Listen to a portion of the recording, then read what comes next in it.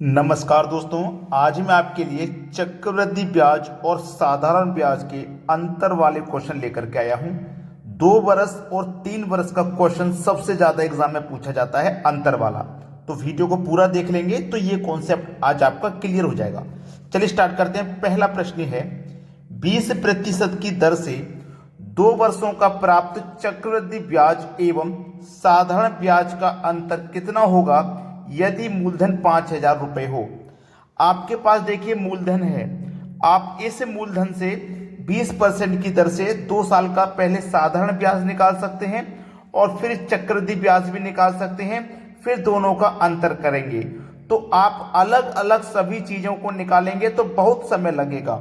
हम आपको एक ऐसा फॉर्मूला बताएंगे जिससे कि डायरेक्ट आपका अंतर निकल के आएगा साधारण ब्याज और चक्रवृद्धि ब्याज का। यह प्रश्न मैंने आपको बताया 2 वर्ष और 3 वर्ष के लिए सबसे ज्यादा पूछा जाता है। 2 वर्ष और 3 वर्ष का अभी तक एग्जाम में कभी 4 वर्ष का नहीं पूछा गया, या तो 2 वर्ष का पूछा जाएगा या 3 वर्ष का। तो आज ये 2 वर्ष के लिए है। तो चलिए 2 वर्ष के लिए कभी भी पूछा जाए तो आपको क्या करना है, अंतर पूछा जा रहा है ना, डिफरेंस पूछा जा रहा है, तो डिफरेंस बराबर पी आर का स्क्वायर बटे में 100 का स्क्वायर। इसको नोट कर लीजिए और आपका साधारण ब्याज और चक्रवृद्धि ब्याज का अंतर डायरेक्ट निकल के आ जाएगा। चलिए निकाल लेते हैं। डिफरेंस बराबर पी फॉर प्रिंसिपल, प्रिंसिपल है 5,000 रुपया तो सीधे 5,000 लिख लो, into R for rate, rate है आपका 20% का, तो आर की जगह आप 20 लिखोगे और 20 का स्क्वायर करोगे तो 20 का स्क्वायर कितना होता है 400, तो सीधे 400 लिख लो, बटे में 100 का स्क्वायर। 100 का स्क्वायर होता है 10,000, तो सीधा 10,000 लिख लो, लिख लिया। अब इसको कैलकुलेट कर लो, बस 2 जीरो से आपके ये 2 जीरो कट जाएंगे और 2 जीरो से आपके ये वाले 2 जीरो कट जाएंगे। ये बचा 50 गुने में 4, 50 का गुना जब आप 4 से करेंगे तो कितना हो जाएगा 200। तो डिफरेंस कितना निकल के आया 200 रुपये, सवाल खत्म। यानी कि जो साधारण ब्याज होगा और चक्रवृद्धि ब्याज होगा दोनों का अंतर 200 रुपये आ जाएगा। सी ऑप्शन इस सवाल का बिल्कुल सही जवाब है। तो आपको अलग अलग नहीं निकालना पड़ेगा, बस इसी फॉर्मूले से आप एक बार में निकाल लोगे। अब देखते हैं अगला प्रश्न। अगला प्रश्न है, 6,000 रुपए की राशि पर 5% की ब्याज की दर से 2 वर्ष का प्राप्त चक्रवृद्धि ब्याज एवं साधारण ब्याज का अंतर क्या होगा।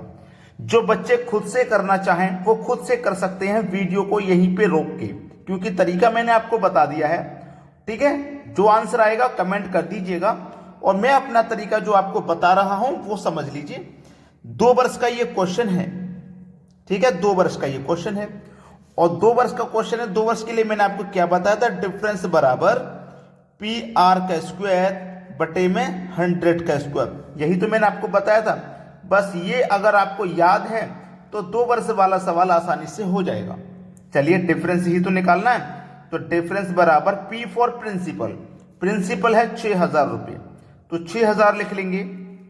आर फॉर रेट, रेट है 5% का, तो आर की जगह 5 रखेंगे, 5 का स्क्वायर करेंगे तो 25 बटे में 100 का स्क्वायर, 100 का स्क्वायर करेंगे मतलब 10,000।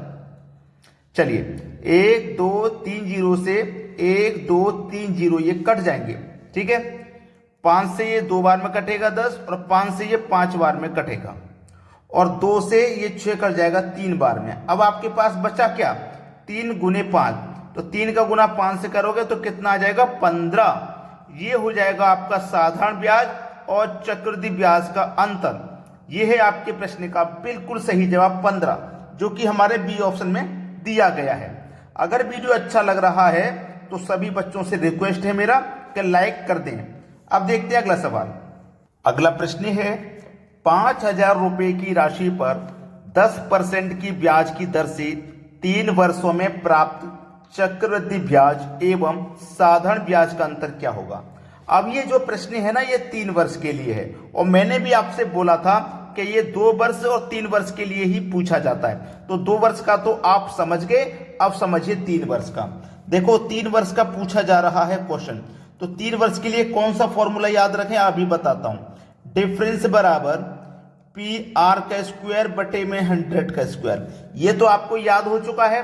2 वर्ष के लिए इसी से सॉल्व होता है, लेकिन जब 3 वर्ष का निकालेंगे तो इतना तो रहता ही है, इसमें गुने में और ऐड हो जाएगा 300 प्लस आर बट्टे 100। बस अब ये हो गया 3 वर्ष के लिए। तो इसको याद रखना भी आसान है, जो 2 वर्ष के लिए होता है उसको लिखना है, गुना कर देना 300 प्लस आर बट्टे 100। अब चलिए निकालते हैं डिफरेंस। डिफरेंस बराबर पी फॉर प्रिंसिपल जो कि 5000 है, 5000 दिया गया, देखो ये रहा। आर फॉर रेट, रेट कितना है 10, तो आर की जगह 10 लिखेंगे, 10 का स्क्वायर करेंगे तो 100 हो जाएगा, 100 लिख लो, ठीक है। बटे में 100 का स्क्वायर, ये 100 का स्क्वायर है बटे में, तो 100 का स्क्वायर करेंगे मतलब 10,000, ठीक है 10,000। अब देखो यहां तक तो हो गया ना। अब गुने में आगे दिया गया है 300 प्लस आर, आर की वैल्यू 10, तो 300 में जोड़ेंगे 10 तो हो जाएगा 310। बटे में कितना है भैया 100 है, यही तो प्रश्न है। अब देखो इसको कैलकुलेट करो, देखो 100 से ये 100 खत्म, एक ये 0 से एक ये 0 खत्म, 1 2 3 0 से 1 2 3 0 खत्म। अब आपके पास बचा क्या, 5 के गुने में 31 बचा, बस निकल के आ गया डिफरेंस।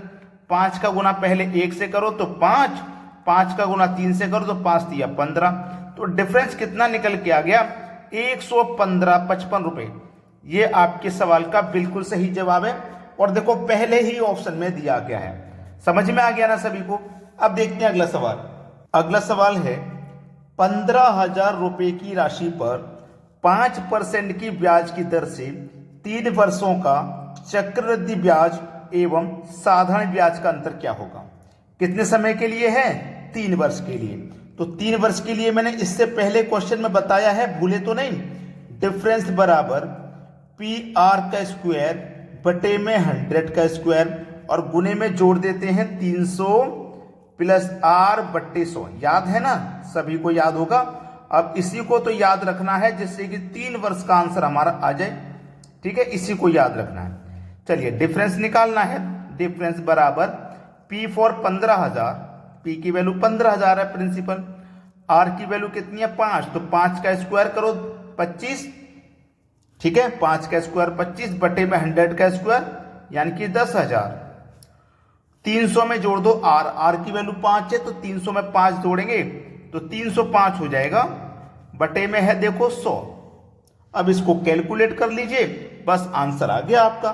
देखो 25 एकम 25, 25 चौकू 100, ये कट गया ना। 1 2 3 0 से 1 2 3 0 कट गया, 5 से कटेगा 2 बार में और 5 से कटेगा 3 बार में। क्लियर इतना। अब देखो 3 का गुना 305 से करना है आपको, तो कितना हो जाएगा 3 पंजे 15, हासिल लगा 1, 3 का 0 में करेंगे 0, जो हासिल का 1 था वही आ जाएगा, और 3 तिया 9, बटे में कितना है 4। बस इसको कैलकुलेट करना है, अब आंसर आ गया 4 दूने का 8, ठीक है भाई, 4 दूने का 8 आ गया ना, 4 दूने का 8। अब ये 4 दूने का 8 हो गया।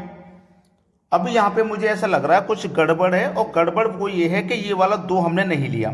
हमने 3 का गुना 305 से कर दिया 915, और 2 का गुना इस 4 से होगा, बटे में 4 तो है लेकिन 2 भी है, 2 का गुना 4 से होगा तो बटे में 8 आ जाएगा, ठीक है। अब कटाएंगे इसको, ये गलत कट रहा था, ये 2 भूल चुके थे, भूलना नहीं है। 8 एकम 8, अब देखो 9 में से 8 कट गया, 1 बचा, 1 में 1 लगा देंगे तो 11, फिर से 8 एकम 8, अब 11 में से 8 कट गया, 3 बचा, 3 में 5 लगा देंगे 35, ठीक है। 8 चौके 32, 35 में से 32 कट गया, 3 बचेगा, नहीं जाएगा, 10 में 30 हो जाएगा, 8 तिया 24, 8 चौक 32। अब देखो ये 114 किस ऑप्शन में है, 114.4, ये रहा बी ऑप्शन में। देखो ठीक है ना, 8 एकम 8 कट गया, 1 बचेगा 11, 8 एकम 8, 3 बचेगा 35, 8 चौकू 32, 3 बचेगा, नहीं जाएगा, 30 हो जाएगा, तो 8 तिया 24, 6 बचा। लेकिन इतना ही हमारे ऑप्शन में है ना, ये 114.4, तो 114.4 हमारे प्रश्न का बिल्कुल सही जवाब है। क्लियर हो गया ना। आप बोलेंगे सर 3 आया, यहाँ पे तो 4 दिया गया। देखो यहाँ पे कितना बचा, 6 बचा, 6 60 हो गया ना, 60 हो गया, 8 सत्ते 56, ये बढ़ता जाएगा, ये बढ़ता जाएगा ना, तो इसको बढ़ा के लिख देते हैं 1, केवल 4, सवाल प्रश्न का खत्म हो जाएगा यहीं पे। क्लियर है ना सभी को। तो आपको क्या करना है, वीडियो को लाइक और शेयर करना है, बस इतना काम करना है आपको। ठीक है दोस्तों, धन्यवाद।